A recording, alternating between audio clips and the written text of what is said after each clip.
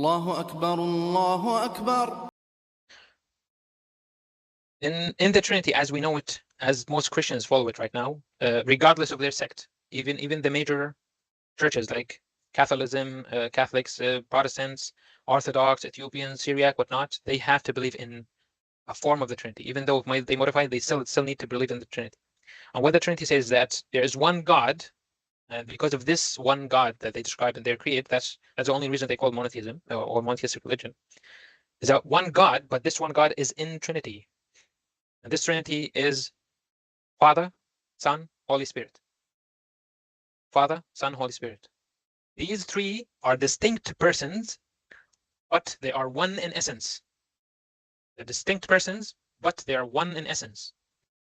So it is one God in Trinity, Father, Son, and Holy Spirit.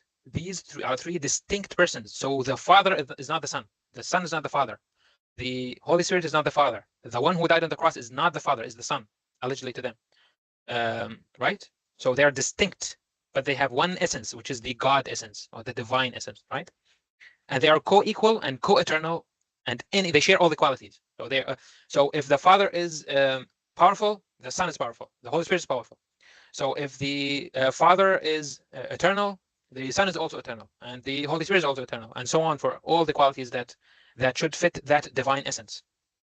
Yet all of this is not three gods; it's one God. And Jesus, in that equation, is equally God as human. So he's a human and God at the same sense, equally. So he's not like less of a human, more of a God, or less of a God, more of a human. He's equally God and equally human.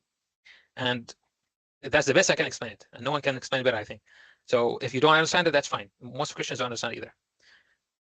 So one of the important points about Jesus, again, just is that Jesus Christ is the only Son of God, eternally begotten of the Father. Eternally begotten, meaning that imagine the sun and it is rays of light. The moment the sun started existing, the rays of light began into existence. They started coming out of it. So the Son is eternally begotten of the Father. It's God from God, light from light, meaning from one essence, true God from true God, begotten, not made. He's not created. He's begotten, but he's not created. Again, logic here is going to get a bit shaky here. Of one being with the Father. So he's still one, but he's distinct. He's distinct. He's begotten, but he's not created. He is God from God, true God from true God, light from light, of one essence.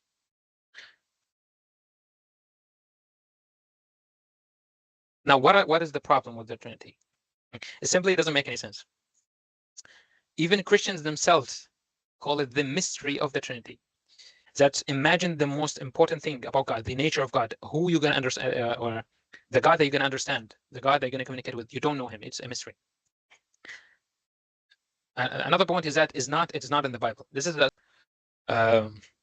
and no matter what names or terms they make person, distinct instance and whatnot, at the very end, when you're describing three entities who are distinct from each other, they have qualities of God. They're not the same. They're not one thing. And all of them are perfect. All of them are eternal. All of them are multi. You're not describing one God. You're describing three gods.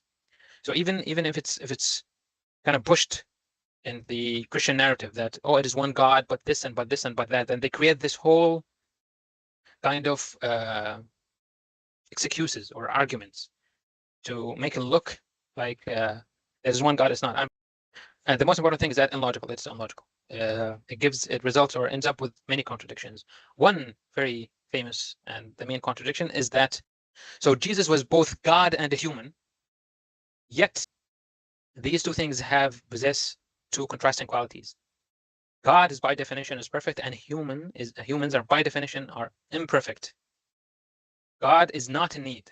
God does not need anything. He is independent. Humans are dependent on many things: food, air, their mamas when they're kids and whatnot. Knowledge, it goes on, like knowledge, ignorance, power, weakness, and whatnot. So Jesus, or anything you want to replace with Jesus, because that's just formal logic. Just it's like 1 + 1 = 2. Jesus cannot be perfect and imperfect at the same time. He cannot be the thing and the opposite of that thing at the same time. Just like you cannot exist and not exist at the same time. Just like you cannot be at position X and position Y at the just like you cannot be at position X and not be at position X at the same time. So Jesus cannot be perfect and not perfect at the same time.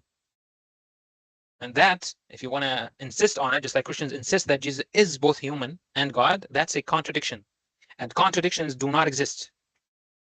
If you think of a square circle, you might be able to have this idea in your head, but it is impossible to find it in reality. Contradictions do not exist. Jesus cannot be both man and God at the same time, which is what the Trinity is telling us, or what the essence of the Trinity.